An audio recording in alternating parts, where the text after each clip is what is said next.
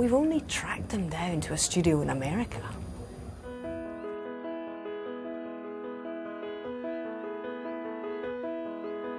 You know, I was a regular kid. I had a paper route. I rode around on my bicycle a lot.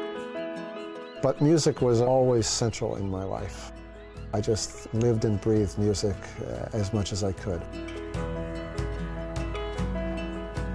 Playing music came relatively easy to me, you know. I played the guitar. My parents had encouraged me on the piano. I started taking piano lessons when I was 3 years old. He had a string of bands that he was in starting in 7th grade, which he's only 12 years old. And they were really, really good bands. I was always putting together bands from guys I knew. I just, you know, find a bass player, find a drummer, and then we'd go out and play, you know, play at parties and play at dances, and it was fun. I mean, they could literally mesmerize a gymnasium of 1,000 people. We got married when we were 20. We were still in school. Doug was playing in a band, and he played every Friday and Saturday night. You know, we had a busy life in music, not making much money.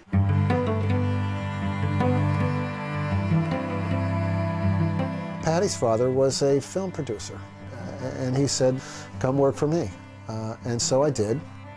My father recognized how talented he was in music, and so he gave Doug an opportunity to write some film scores for the films that he was producing.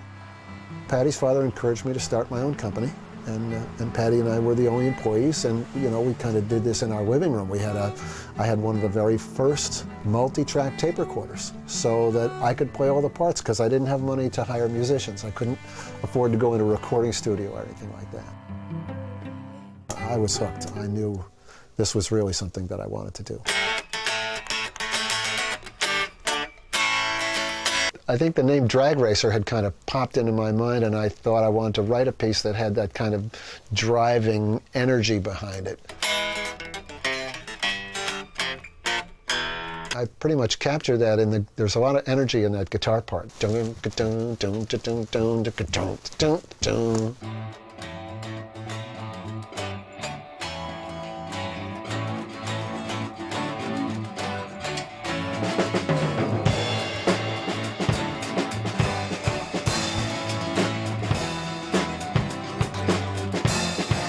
I played all the instruments. I had this 4-track recorder. I mean, up until that time, if you wanted to play more than one instrument, you had to be in a recording studio. But now along came a consumer recorder where you could record one instrument, then listen to that instrument, play another one along with it.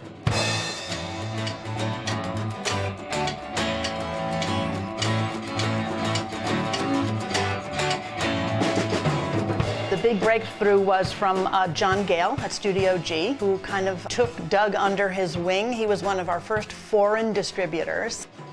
He wrote to me and said, the BBC has picked one of your tracks for the theme for Snooker.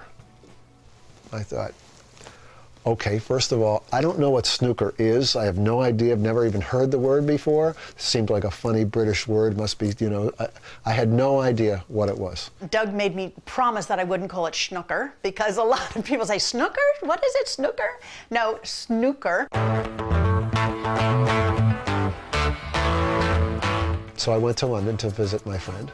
I took the overnight plane out of JFK. We landed at Heathrow Airport. It's 5:30 in the morning. I'm, you know, tired, bleary-eyed. So I'm going through customs, and the guy says, I see you're a composer. Have you written anything I know? And, you know, I don't know why, but I had remembered Snooker, and I said, well, I wrote the music that they're using for Snooker.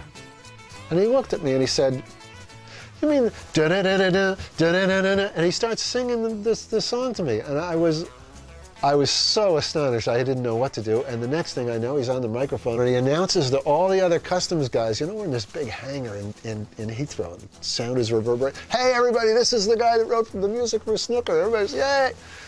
I was so astonished. I've never been so surprised in my life.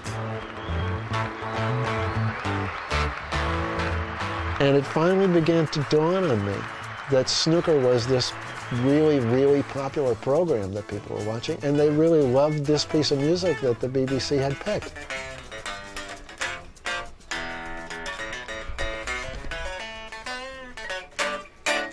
You know, when the royalties came through, I mean, it wasn't a tremendous amount of money, but for me at that time and for Patti and me, it was a significant amount of money, and really helped us kind of establish ourselves and provide a basis to kind of build our business on. So it really turned out to be a very important thing in my life.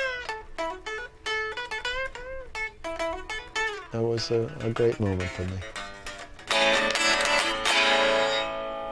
What an